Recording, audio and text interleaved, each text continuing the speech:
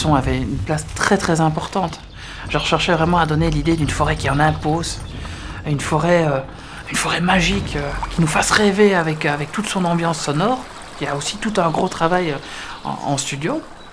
Mais voilà, ça donne quelque chose de très vivant, de travailler avec différentes couches sonores, de différents oiseaux en fonction de telle et telle saison.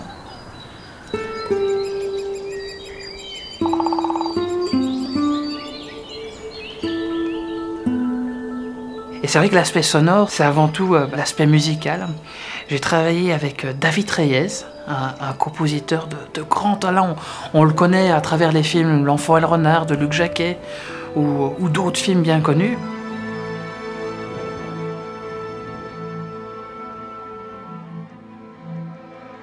Sébastien m'a contacté parce qu'il avait entendu mon travail et voilà, ce qui s'est passé, c'est qu'en gros l'orchestre est en Macédoine, moi j'étais dans mon studio en Alsace et on communiquait par Skype. Je pilote la session comme ça à distance et une fois que tout est enregistré, je mixe en fait chez moi.